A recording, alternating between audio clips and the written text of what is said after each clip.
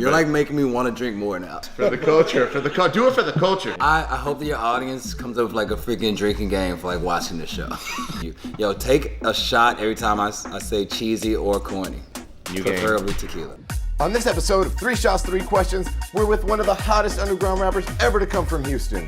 From fashion trendsetter to game show host, the Third Ward native's talents go far beyond music. And we find out how it all got started. Fat Tony, thank you for joining us on 3 Shots, 3 Questions. It's truly an honor. You know, I've never sat with this many shots in front of a man and some cameras. I'll tell you how the show goes. We're gonna take a shot of tequila. I'll ask you a question, and then we'll repeat that for questions 2 and 3. You down? Let's do it. Shot number 1, question number 1. Salud. Salud. All right. What was the moment when you decided, I want to make music? Me and my friends in middle school wanted to create a record company called Simply Throwed Entertainment. And me and my boy Keith had a rap duo called Dangerous by Design. And the S was a Z, of course. But we started doing that in like middle school. Then we went to the same high school together. And in 10th grade, our school had a talent show. And it was our first time to actually like perform in front of people, right? So it's our big time to do the talent show. We're rehearsing a bunch. We got a DJ, our boy Carl, who we met in our school. So we get to the talent show and the shit malfunctions, right? So we can't do our songs, and my 2 friends on stage are mad at our DJ. And in a moment of panic, I decide to like do a freestyle and just chant. And since we're in high school, I'm like shouting out all the graduating classes. And that got the crowd going, and I kind of saved the show. And that was my first time where I discovered that being a performer was my favorite part of doing this whole thing. And I felt really natural doing it. And I want to say that's the moment I was like, maybe I can do this more often. Big belts, bolo ties, don't mess with Texas, it's the apple of my eye. Hometown, H-Town, my girl look like Selena, don't think you gon' take her out, don't do it, boy.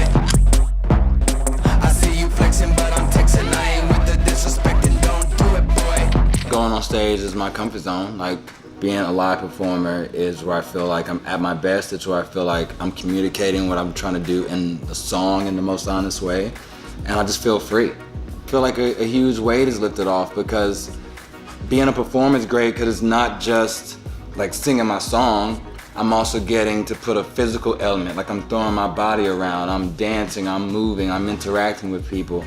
That is a whole different form of expression that I think is really important to my music too. You know, this is where my heart is. Pa arriba, pa abajo, pa centro, pa dentro. This is some good tequila. It really is. Your boy, man. Tell him he's doing. Glad he got back in the game. You're about to release your 5th album. Yeah. 10,000 hours. Yeah. What makes this album special? What makes this album different? The main reason is the producer, Heaven, aka Lucas Gorham. He's also from Houston. We've been friends since I was a kid. He's like known me since I was like 14 or 15.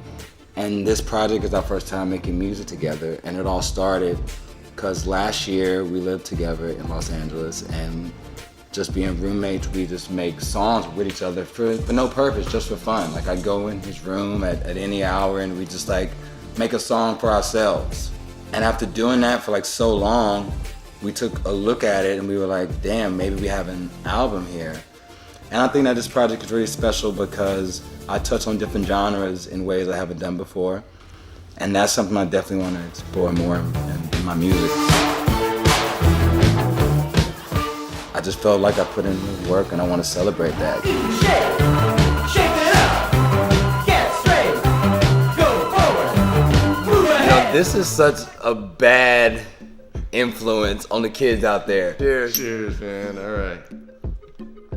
I'm so glad that this is a tequila-based show. It's honestly the best liquor.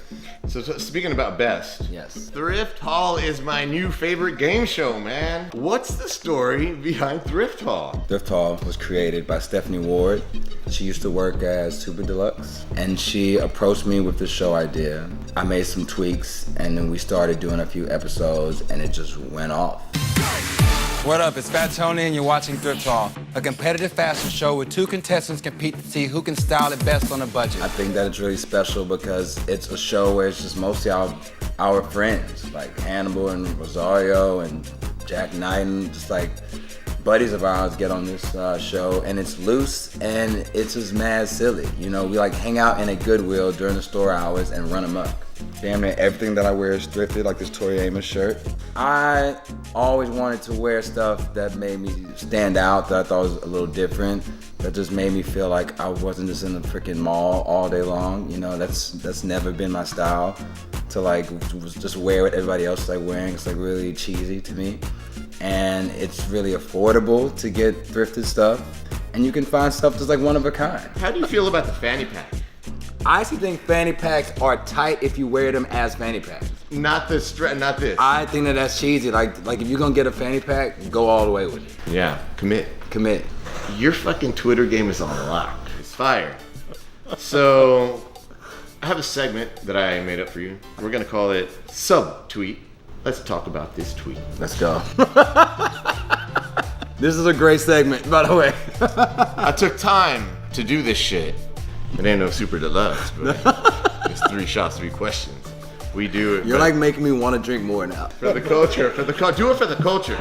And I went through like the last 3 months because I was like, there's like years, right? Go years back and probably find some offensive ones, maybe.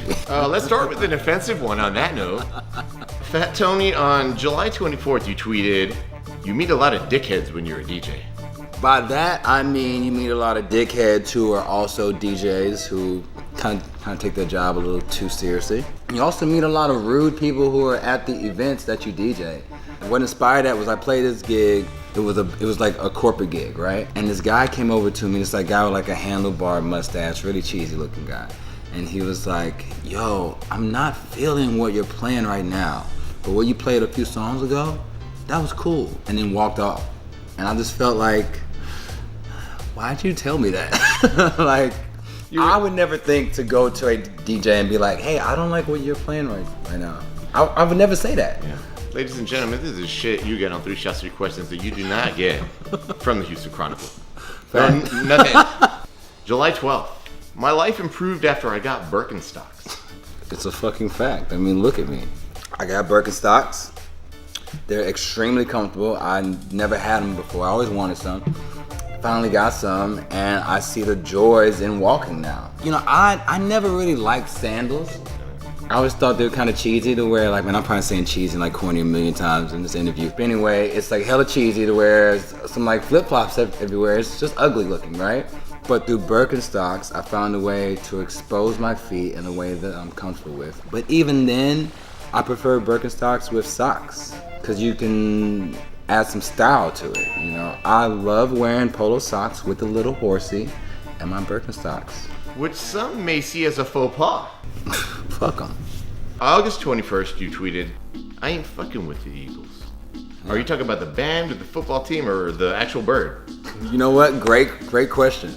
I specifically meant the band, because there was all this talk about how they have the biggest selling and the biggest selling album, and they've knocked down Michael Jackson's Thriller, which I think is some lame clickbait. My dad pretty much only likes country music and Bob Marley and Jimmy Cliff and some high life music, right? And I asked him once why he predominantly likes country, and he told me, "I like country because country music is real songs about real people."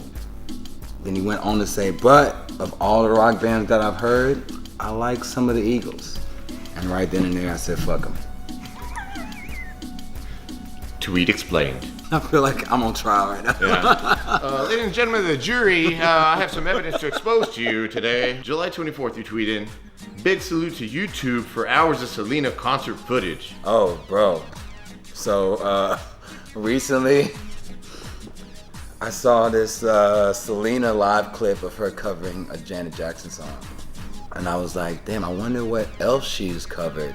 And then I found her covering this like Ralph Tresvant song and this fucking Michael Jackson song and all this stuff. So I love getting on like YouTube and looking up all of her live footage that have like R&B covers.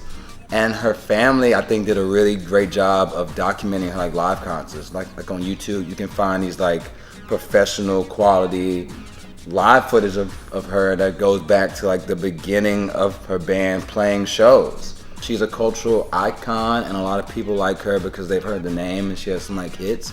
But I think more people should take time to explore her music because it's really sick. Fat Tony, thank you for joining us on 3 Shots, 3 Questions. Thank you. Great guy, That's dope, man. dude. You're a real charmer.